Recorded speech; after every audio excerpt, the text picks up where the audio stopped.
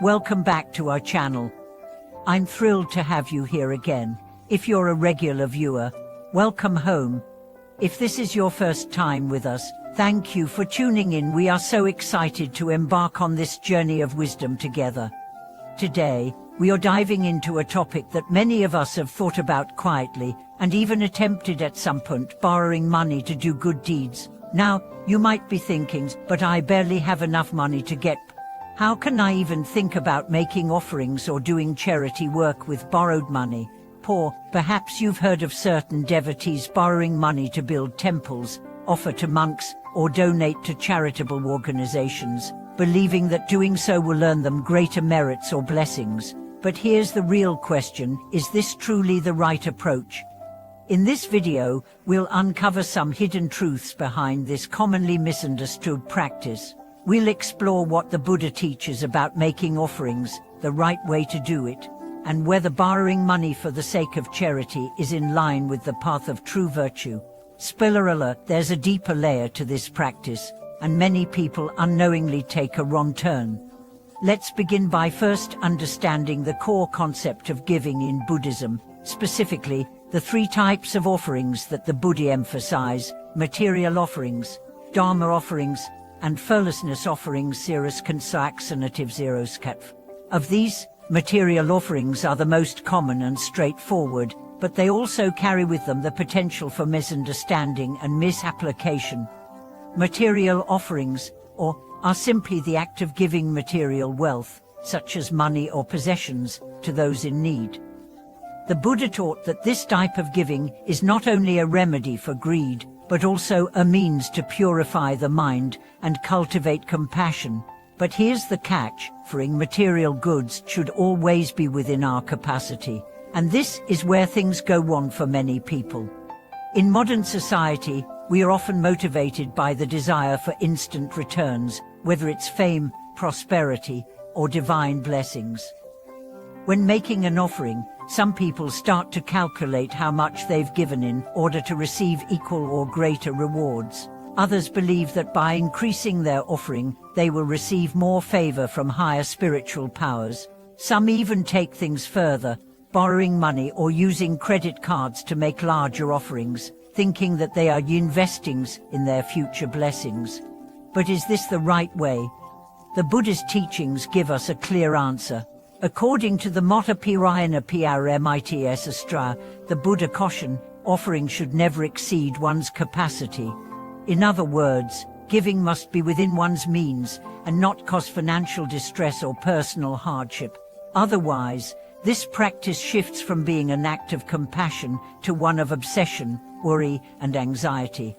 Take, for example, the story of a devotee who, feeling deeply moved during a Dharma talk, decided to donate 30,000 yuan to build a stupa for merit. However, at the time, they only had 5,000 yuan in their possession.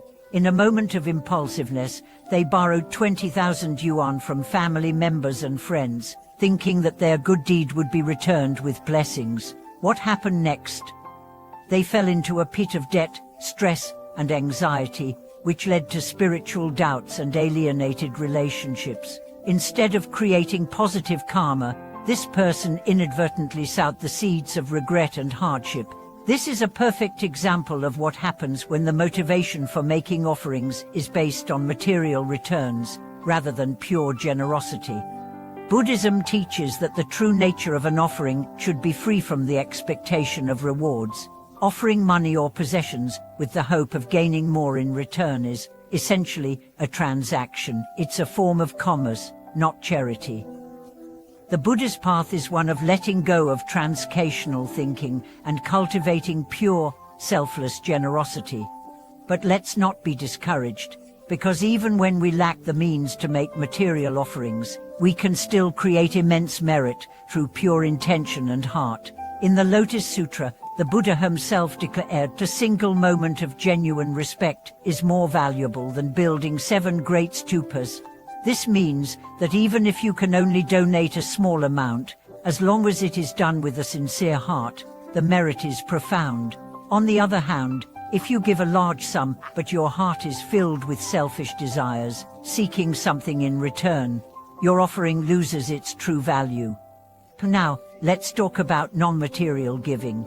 This is where things get truly transformative. What if we don't have money to give, but we still want to offer something meaningful?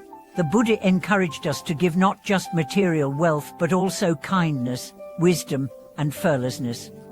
You can offer a smile, comforting words, a helping hand, or wisdom. These forms of giving are free from financial burdens, yet they are just as powerful, if not more so, in creating a harmonious world. But why do many people continue to focus on material giving? It's because we are deeply entrenched in the law of equivalence, the idea that what we give must be equivalent to what we will receive. This mindset is often rooted in materialism and a desire for control. In the Buddha's teachings, however, it is the motivation, the intention, and the purity of the heart that matter most, not the quantity of the material goods. There's an inspiring story of an elderly devotee who, despite being poor, would regularly visit the temple and offer her time and energy. She would quietly clean the temple, range the offerings, and assist with whatever tasks needed doing. When people asked why she didn't donate money, she simply replied, "I have hands to work and a heart to serve." This woman, who had no wealth to offer, was a living example of the Buddha's teaching that there are countless ways to create merit that don't involve money. This brings us back to the question, can we do good deeds even when we are financially struggling? The answer is a resounding yes. True generosity is rooted in the intention behind the giving, not in the material possessions we offer. The Buddha taught us to purify our minds, and sometimes the most profound act of giving is simply offering compassion, love, and kindness, things that are free yet priceless. To conclude, let's reflect on the deeper lessons embedded in the practice of giving. It is not about how much we give, but the purity of our heart. If you find yourself tempted to borrow money to offer larger donations, remember the teachings. Offering must always be within your means. If your actions led to stress, anxiety, or financial ruin, it is no longer a virtuous act, but a path that deviates from the true path of compassion. Whether you give a single coin or a vast fortune, make sure your heart is aligned with kindness, not greed.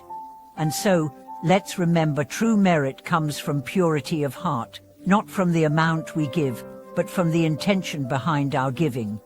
If you have personal experiences or thoughts on this topic, I would love to hear from you.